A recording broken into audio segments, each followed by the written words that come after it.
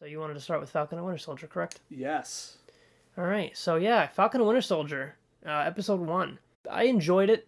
I thought the action was pretty cool, especially that beginning bit with Falcon. I thought that was really awesome. I liked that. I liked all spoilers. All spoilers. I liked a lot of the stuff that was happening in this episode, especially with like the shield. Like he gives it up, and then that bank thing. It's a really good, it's great character building episode. It's kind of front loaded with the action. Yeah. And, like, I was kind of shocked at, like, the end of the episode wasn't, like, a big action scene again. Right. It was all just, like, it took its time and was, like... And that's what's so great about... It looks like this is going to be the theme running through all of these shows on Disney Plus is that they're giving us more time to learn more about these characters.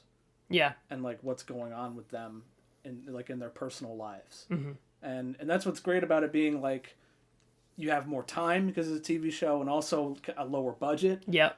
So it's like you can't do action a lot. Yeah, so you have to pad it with character stuff. So that stuff better be good. And this episode, I think, really delivered on like learning more about Sam.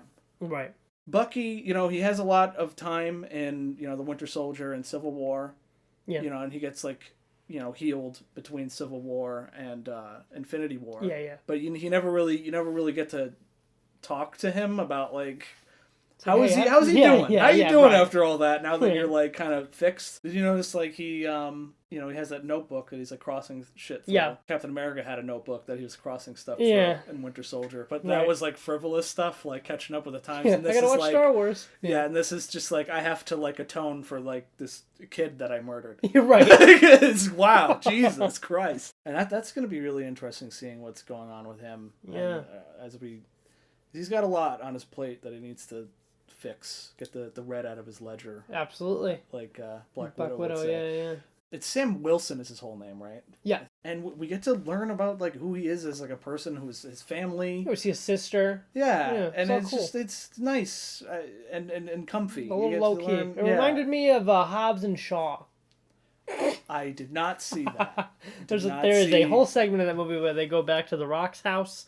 And you meet the Rock's family in that movie, and all, and like his culture and all these things.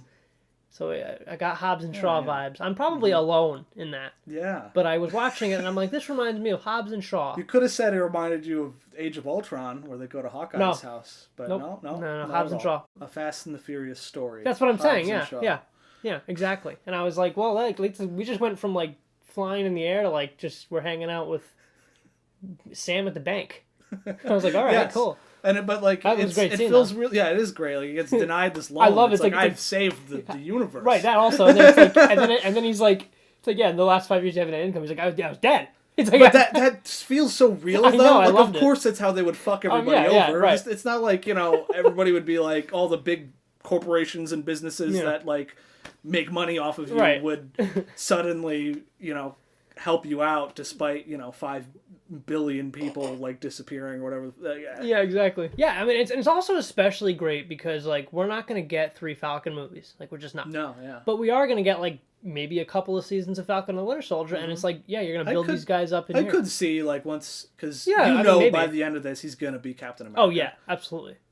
So I feel like they'll pick it up with the movies when he is Captain America. Oh no, for sure. But that's what I'm saying. Because that's the thing is like if you watch Endgame at the end and it's like already gets to S.H.I.E.L.D. Yeah.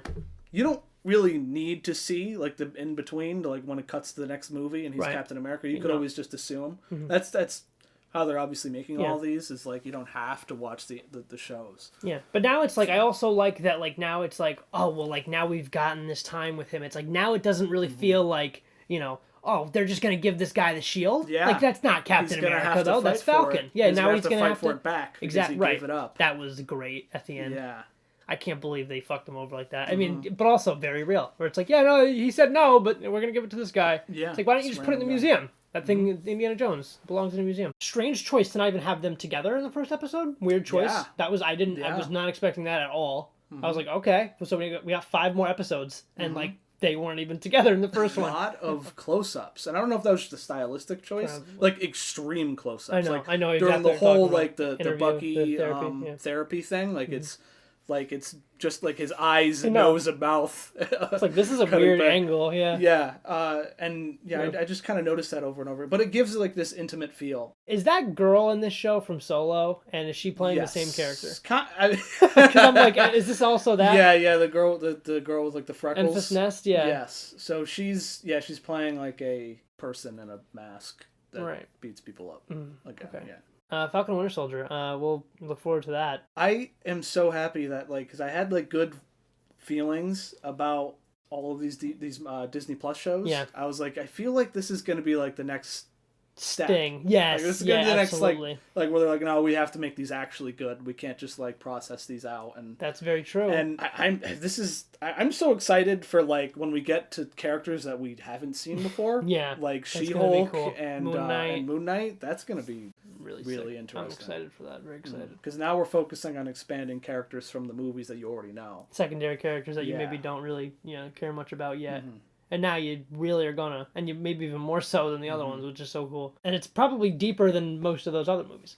Yep. So there you go. Falcon and Winter Soldier, more deep than I thought it was going to be. And very different from WandaVision. But good. Yeah. Really good. It's much more of a conventional kind of spy thriller, Winter Soldier Tom Clancy-esque. Yeah. It's not far out there and weird, but it's done really well. It's really good, that Winter Soldier vibe. That political thriller, that espionage-esque action. It's really awesome, and I'm excited to see more from it. And these little character moments. That's also what makes it so good. That's what makes it for me. Yeah, absolutely. So yeah, that's Falcon and Winter Soldier, episode 1. We liked it. Go check it out if you haven't. And if you haven't, then you just got spoiled. Yeah. Why? Why would you do that to yourself? Just go watch it. Watch it. It's then only listen 45 minutes.